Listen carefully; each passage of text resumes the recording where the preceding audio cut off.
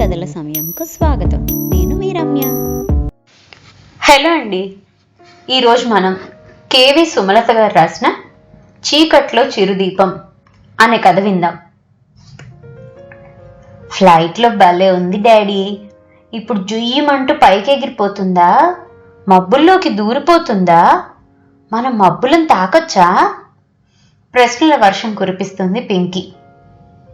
Flight పైకి ఎగిరిపోతుంది కానీ మనం మబ్బులను తాకలేము. నువ్వు అల్లరి చేయకుండా కూర్చోవాలి, లేకపోతే ఎయిర్ హోస్టెస్ నిన్ను కిందకి దింపేస్తుంది అన్నాడు వశిష్ఠ. అమ్మా, మన అమెరికా వెళ్ళగానే జార్జ్ మామయ్య ఎయిర్పోర్ట్కి వచ్చి మనల్ని తీసుకెళ్తారా? ఒకవేళ మామయ్య రాకపోతే మనం ఏం చేద్దాం? సందేహంగా అంది పింకీ.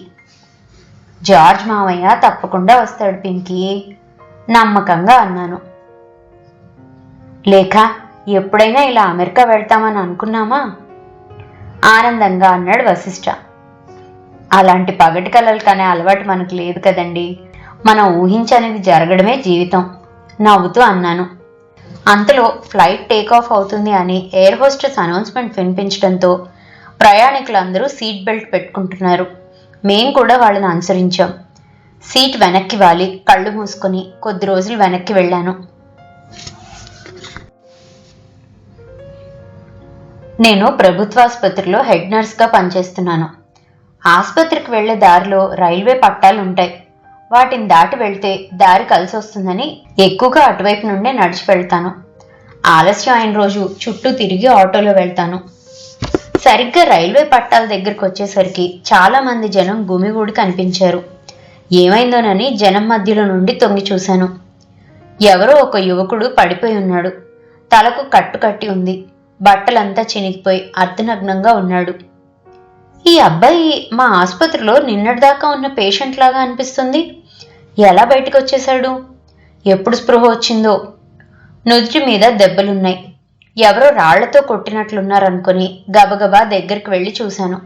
స్పృహలోనే ఉన్నాడు కానీ మాట పలుకు లేకుండా చూస్తున్నాడు. వెంటనే అంబులెన్స్కి ఫోన్ చేసి అతన్ని మళ్ళీ ఆసుపత్రిలో చికిత్స కోసం చేర్పించాను. సరిగ్గా ఒక 15 రోజుల క్రితం ఆ పట్టాల మీద ఒక రైలు పట్టాలు తప్పి పడిపోయింది. అందులో నుండి ప్రమాదం జరిగి దెబ్బలు తగిలిన వాళ్లను ప్రభుత్వ ఆసుపత్రిలో చేర్పించారు. ఎక్కువ మందికి చిన్న చిన్న గాయాలయ్యాయి. ఎవరికీ ప్రాణ నష్టం జరగలేదు. కానీ 10 మందికి మాత్రం తీవ్రంగా గాయాలయ్యాయి. అందులో 9 మంది సమాచారం వాళ్లకు చేరింది. కానీ ఒకే ఒక యువకుడు తాలూకు అడ్రస్ మాత్రం తెలియలేదు. అతని దగ్గర బ్యాగ్ కానీ ఫోన్ కానీ అతని ఉనికిని తెలిపే ఏ వస్తువు అతని దగ్గర లేవు. తలకు బలమైన దెబ్బలు తగిలాయి. నిన్నటి వరకు పూర్తి స్పృహలో కూడా లేడు. డాక్టర్ గారు స్టాఫ్ అందరినీ అతను బయటికి ఎలా వెళ్ళిపోయాడు అని గట్టిగా కేకలు వేశారు. ఆ తర్వాత అతనికి స్పృహ వచ్చిందని మీడియాకి సమాచారం అందించారు. కాంపౌండర్కి చెప్పి అతని బట్టలు మార్పించి గాయాలు తుడిచి కట్లు మార్చి మందులు వేశాను. అతను కళ్ళు తెరిచి చూస్తున్నాడు కానీ ఏమీ మాట్లాడటం లేదు. అసలు మనం మాట్లాడేది అర్థం అవుతుంది లేనిది కూడా తెలియడం లేదు. బహుశా తలకు తగిలిన దెబ్బ వల్ల మాట పోయిందా, లేక మతి భ్రమించిందా, అసలు చెవులు వినబడ్డం లేదా అనుకున్నాను. శ్రీలేఖ, ఇతనికి యాక్సిడెంట్ వల్ల షాక్కి గురైనట్లున్నాడు. వాళ్ళు వచ్చే వరకు మనం చికిత్స చేద్దాం, జాగ్రత్తగా చూసుకోండి అని అతన్ని పరీక్షించాక అన్నారు డాక్టర్ గారు. మీడియా వచ్చి అతని ఫొటోస్ తీసుకొని వివిధ రకాల ప్రశ్నలు వేసి అతడి నుండి ఎటువంటి సమాధానం రాకపోయేసరికి వెళ్ళిపోయారు. నిజామాబాద్ జిల్లా ప్రభుత్వ ఆసుపత్రిలో 15 రోజుల క్రితం జరిగిన రైలు ప్రమాదంలో గాయపడిన ఒక యువకుడికి 2 రోజుల క్రితమే స్పృహ వచ్చిందని డాక్టర్ గారు సమాచారం ఇచ్చారు. అతను షాక్కి లోనై ఉండటం వల్ల మాట్లాడటం లేదు. ఈ ఫోటోలో కనిపించే వ్యక్తి వివరాలు తెలిసిన వారు వెంటనే ప్రభుత్వాసుపత్రి సిబ్బందిని సంప్రదించగలరు. పై విధంగా పేపర్లో వార్త వెలువడింది. 2, 3 రోజులు, వారం రోజులు గడిచాయి. ఎవ్వరూ రాలేదు. అతడెవరితో మాట్లాడడం లేదు, ఆహారం తీసుకోవడం లేదు. ఎవరైనా పలకరించినా అలా చూస్తూ ఉంటాడు కానీ సమాధానం చెప్పడం లేదు. నాకు రోజు డ్యూటీలోకి రాగానే ముందు అతడిని చూడటం, అలాగే డ్యూటీ నుండి వెళ్ళిపోయే సమయంలో నైట్ డ్యూటీ స్టాఫ్కి అతడి గురించిన జాగ్రత్తలు చెప్పి వెళ్లడం అలవాటయ్యింది. శ్రీలేఖ, అతని తాలూకు ఎవరూ రావడం లేదు కదా, మనం డిశ్చార్జ్ చేసేద్దాం. అన్నారు డాక్టర్ గారు. సార్, అతనికి ఆకలి దాహం కూడా తెలియడం లేదు. బయటకు పంపిస్తే పిచ్చివాడైపోతాడేమో. మనకు సమస్య ఏమీ లేదు కదా, ఇంకా కొన్నాళ్ళు చూద్దాం అన్నాను బ్రతిమలాడే ధోరణిలో. ఇక ఆయన ఏమీ మాట్లాడలేదు. ఒకరోజు ఉదయం నేను వచ్చేసరికి నర్సు కమల అతడి మీద అరుస్తుంది. ఎందుకు కమల, ఏమైంది? ఎందుకు కోపడుతున్నావు అన్నాను కంగారుగా. ఇతను తిండి తిని 2 రోజులు అవుతుంది మ్యామ్. ఎంత చెప్పినా తిండు. కాంపౌండర్ అన్న వచ్చి స్నానం చేయమంటే చేస్తాడు. 2 జతల బట్టలు ఆసుపత్రిలో ఉంటే ఇచ్చాం. ఆ ఉతుక్కోమంటే ముఖం వైపు చూస్తాడు. ఎందుకు మ్యామ్ మనకి గొడవ?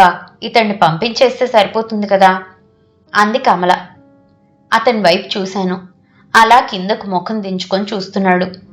నేను దగ్గరికి వెళ్ళి అక్కడున్న ఇడ్లీ ప్లేటు అతని ముందుకు జరిపి అక్కడే కూర్చున్నాను. ఒక ముక్క తుంపి అతని చేతికిచ్చి, తీసుకో, తిను అన్నాను మెల్లిగా. కాసేపు అలాగే చూసి ఇడ్లీ ముక్క తీసుకొని నోట్లో పెట్టుకున్నాడు. అలాగే మొత్తం తినేశాడు. నాతో పాటు తెచ్చుకున్న బ్యాగ్లో ఉన్న అరటిపండు తీసి ఇచ్చాను. మౌనంగా తీసుకొని తిన్నాడు. మ్యామ్, అతను ఎవరు చెప్పినా వినడు. అసలు తిండి కూడా తినడం లేదు. మీరు చెప్పగానే తినేశాడు. అలాగే కాస్త మురికి వదిలించుకునే మాట కూడా వింటే బాగుండు అంది నవ్వుతూ కమల. సరే, ప్రయత్నిస్తాను కమల అంటూ కాంపౌండర్ గోపిని పిలిచి స్నానానికి తీసుకెళ్లమని చెప్పాను. గోపి, అతనికి 2 నైట్ డ్రెస్సులు కొనుక్కురా. అలాగే సాయంత్రం నీ డ్యూటీ అయ్యాక అతన్ని సెలూన్కి తీసుకెళ్ళు. అతన్ని వదిలేయకుండా జాగ్రత్తగా చూసుకో. నేను డాక్టర్ గారికి చెప్తాను అని నా బ్యాగ్లో నుండి డబ్బులు తీసి ఇచ్చాను. ఆ రోజు ఇంటికి వెళ్ళాక మా ఆయనతో జరిగిందంతా చెప్పాను. లేక అతను ఎవరైనా అనాథై ఉండాలి. లేకపోతే యాక్సిడెంట్ జరిగి ఇన్నాళ్ళైనా అతని కోసం ఎవరూ రాకుండా ఉండరు. మాటలు రాని మోగవాడు కాదు. నువ్వు చెప్పేది వింటున్నాడంటే ఏదో ఒక రోజుకి మామూలు మనిషి అవుతాడనిపిస్తుంది. ప్రోత్సాహకంగా మాట్లాడాడు వశిష్ఠ. హోంవర్క్ చేస్తున్న పింకీ అమ్మా అమ్మా అని పిలిచింది. అమ్మా, మా టీచర్ నా పేరు కలరింగ్ చేసి తీసుకురమ్మన్నారు. ఇదిగో చూడు, బాగుందా అంది పింకీ. చాలా బాగుంది అని పింకీని ముద్దు పెట్టుకొని కిచెన్లోకి వెళ్ళాను. పింకీ పేరు చూడగానే నాకు అతడు గుర్తొచ్చాడు. అతని పేరేంటి? ఎలా తెలుసుకోవడం? మరుసటి రోజు ఉదయం ఆసుపత్రికి వెళ్ళగానే అతడు ఎదురొచ్చాడు. గోపి అతనికి క్రాఫ్ గడ్డం చేయించినట్లున్నాడు. ముక్కు ముఖం స్పష్టంగా కనిపిస్తున్నాయి. బట్టలు కూడా కొత్తవి వేసుకున్నాడు. చాలా కొత్తగా కనిపిస్తున్నాడు. అతడిని చూస్తే చదువురాని వాళ్లాగా అనిపించడం లేదు. నన్ను చూసి చెయ్యి చాపాడు. నాకు ముందు అర్థం కాలేదు. తర్వాత అర్థమైంది. బ్యాగ్లో నుండి అరటిపండు తీసిచ్చాను. తీసుకొని తిన్నాడు. అంటే నిన్న నేను అరటిపండు ఇచ్చింది గుర్తుందన్నమాట. సాయంత్రం డ్యూటీ పూర్తయ్యాక అతడి కోసం వెతికాను. పేషెంట్స్ ఉండే రూమ్లో ఒక చోట కూర్చొని ఉన్నాడు. నేను అతని దగ్గరికి వెళ్ళగానే నవ్వలేదు, కానీ ముఖం ప్రసన్నంగా మారడం గమనించాను. బయటకు రమ్మని సైగ చేశాను. రాలేదు. అలాగే చూస్తున్నాడు. అక్కడున్న కుర్చీలో కూర్చొని నాతో తెచ్చుకున్న పుస్తకం మీద శ్రీలేఖ అని తెలుగులో, ఇంగ్లీష్లో, హిందీలో రాశాను. ఎప్పుడొచ్చాడో అతడు నా దగ్గరికి వచ్చి నేను రాసేది చూస్తుండటం గమనించాను. అయినా నేను తలెత్తలేదు. నా చేతిలో ఉన్న పెన్ను ఇవ్వమని చెయ్యి చాపుతూ ఏదో అన్నాడు. అదేంటో నాకు అర్థం కాలేదు. యాసతో వచ్చిన మాట, స్పష్టత లేదు. కానీ మొదటిసారి అతను నోరు తెరిచాడు. అతడికి పెన్నిచ్చాను. నా చేతిలోని పుస్తకం తీసుకున్నాడు. పుస్తకం మీద జార్జ్ అని ఇంగ్లీష్లో రాశాడు. నాకు ఆ నిమిషంలో ఎగిరి గంతులు వేయాలన్నంత సంతోషం కలిగింది. నా ఆలోచన సరిగ్గానే పనిచేసింది. అతడి పేరు జార్జ్ అయి ఉండాలి. ఇక అతడి వివరాలు తెలియాలి. జార్జ్ పెన్ అక్కడ పడేసి అక్కడి నుండి వెళ్ళిపోయాడు. రైలు యాక్సిడెంట్ అయిన రోజు నుండి వచ్చిన న్యూస్ పేపర్లన్నీ అటెండర్తో తెప్పించాను. ఎక్కడా కూడా జార్జ్ అన్న పేరుతో ఒక్క వార్త కూడా లేదు. గాల్లోకి బాణం వేస్తున్నానేమో అనిపించింది. కానీ ఒక చిన్న న్యూస్ మీద నా దృష్టి పడింది. హైదరాబాద్లో విలియమ్స్ అనే విదేశీయుడు అమీర్పేట్లోని ఒక స్టార్ హోటల్లో రాత్రివేళ రూమ్ తీసుకుని మరుసటి రోజు ఉదయం లాక్ చేసుకుని బయటికి వెళ్ళాడు. అతను తిరిగి రాలేదు. అతను ఇచ్చిన ఫోన్ నంబర్ కూడా అందుబాటులోకి రాలేదు. హోటల్ వాళ్ళు మారు తాళం చెవితో రూమ్ తెరిచి చూస్తే అతని బట్టల సూట్ కేసు ఉంది. అవి అమీర్పేట్ పోలీస్ స్టేషన్లో అప్పగించారు. ఈ వార్తకు జార్జ్కి ఏదైనా సంబంధం ఉందేమో అని నాకెందుకో అనిపించింది. రోజంతా ఆలోచిస్తూనే ఉన్నాను. సాయంత్రం ఇంటికి వెళ్ళాక నాకు వచ్చిన అనుమానాలన్నీ వశిష్ఠ దగ్గర వెలుగుచ్చాను. నువ్వు నర్సు వృత్తి మానేసి సిఐడి ఉద్యోగంలో చేరితే బాగుంటుందేమో అన్నాడు నవ్వుతూ వశిష్ఠ. అలా ఎగతాళి చేయొద్దండి. నాకు అతన్ని చూస్తే ఒక తమ్ముళ్ళ అనిపిస్తుంది. అతనికంటూ ఒక కుటుంబం ఉండి ఉంటే అతడు జ్ఞాపక శక్తి కోల్పోవడం వల్ల వాళ్ళని చేరుకోలేడు, అనాథలా మిగిలిపోతాడు అన్నాను ప్రాధేయపడుతూ. హోటల్ మేనేజ్మెంట్ వాళ్ళకి ఫోన్ చేసి చూద్దాం అన్నాడు వశిష్ఠ. గూగుల్లో హోటల్ నంబర్ చూసి రిసెప్షనిస్ట్తో మాట్లాడాడు వశిష్ఠ. మ్యామ్, మేము నిజామాబాద్ జిల్లా నుండి మాట్లాడుతున్నాము. పేపర్లో మీరు ఇచ్చిన వార్త చూసాము. ఇక్కడ జరిగిన రైలు యాక్సిడెంట్లో ఒక వ్యక్తి గతం మర్చిపోయి ప్రభుత్వాసుపత్రిలో ఉన్నాడు. అతనికి మీ హోటల్ నుండి మాయమైన విలియమ్స్కి ఏదైనా సంబంధం ఉందేమోనని ఫోన్ చేశాను అన్నాడు వశిష్ఠ. రిసెప్షనిస్ట్ మేనేజర్కి కనెక్ట్ చేసింది. మేనేజర్ కూడా సహృదయంతో వెంటనే స్పందించాడు. సీసీ కెమెరాలో విలియమ్స్ వచ్చిన రోజు ఫోటో పోలీస్ స్టేషన్లో పోలీసులకు అప్పగించాం. ఆ ఫోటో నా దగ్గరుంది, మీ నెంబర్కి వాట్సాప్ చేస్తాను అని ఓపిగ్గా చెప్పాడు మేనేజర్. మరికొద్దిసేపట్లోనే వశిష్ఠ ఫోన్కి విలియమ్స్ ఫోటో వచ్చింది.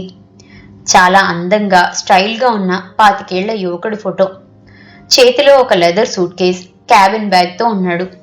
ఆ ఫోటోలో ఉన్న వ్యక్తిని పరీక్షగా చూస్తే అతనిలో జార్జ్ పోలికలు కనిపించాయి. అతనే ఇతను ఆనందంగా అరిచాను. అయితే నీకు సిఐడి పదవి గ్యారంటీ నవ్వుతూ అన్నాడు వశిష్ఠ. మరుసటి రోజు ఉదయం ఆసుపత్రికి వెళ్ళగానే మా చీఫ్ డాక్టర్ గారికి విలియమ్స్ ఫోటో చూపించి జరిగిందంతా చెప్పాను. ఆయన నిజామాబాద్ పోలీస్ స్టేషన్కి కాల్ చేసి సమాచారం అందించారు.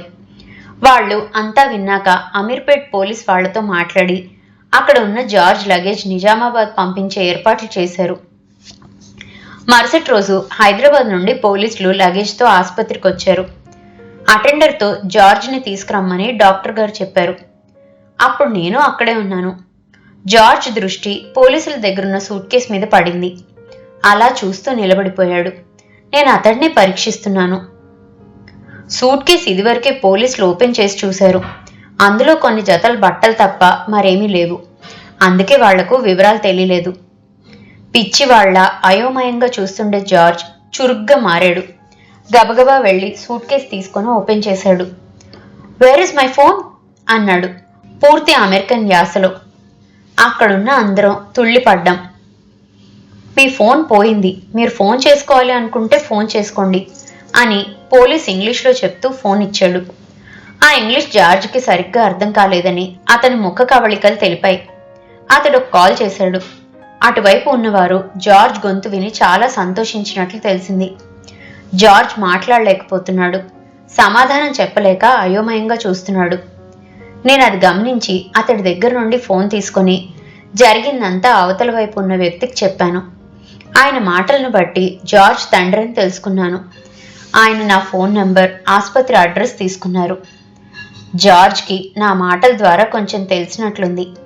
పూర్తిగా మామూలు స్థితికి అతడు రాలేదు. పోలీసులు కథ సుఖాంతం అవ్వబోతున్నందుకు జార్జ్కి సూట్ కేస్ అందజేసి సంతోషంగా వెళ్ళిపోయారు.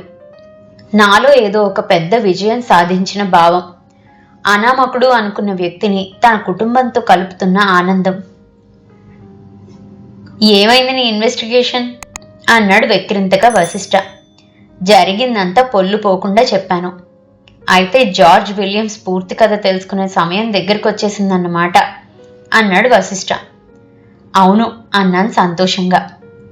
ఆ రాత్రి నాకు నిద్ర పట్టలేదు. ఉదయం తొందరగా లేచి మా ముగ్గురు లంచ్ బాక్సులతో పాటు జార్జ్ కూడా భోజనం బాక్స్ పెట్టుకున్నాను. వశిష్ఠ వెక్కిరించినా పట్టించుకోలేదు. నేను ఆసుపత్రికి వెళ్ళగానే జార్జ్ కోసం వెతికాను. ఎప్పట్లా నా కోసం ఎదురు రాలేదు. నేనే అతను కూర్చున్న చోటికి వెళ్ళాను. నేను దగ్గరికి వెళ్ళగానే ఎప్పట్లా చెయ్యి చాచలేదు. నేనే అరటిపండు తీసి ఇచ్చాను. కాదనకుండా తీసుకున్నాడు. ఏదో మాట్లాడాలి అని ప్రయత్నించి ఆగిపోయాడు. మధ్యాహ్నం నేను తెచ్చిన లంచ్ బాక్స్ అతనికి ఇచ్చి నేను కూడా అక్కడే కూర్చొని తిన్నాను. సాయంత్రం జార్జ్ తండ్రి హైదరాబాద్ వచ్చాక నాకు ఫోన్ చేశారు. డాక్టర్ గారితో సహా స్టాఫ్ అంతా వాళ్ళ కోసం ఆతృతగా ఎదురు చూస్తున్నాం. అంతలో బయట ఒక కారు వచ్చి ఆగింది.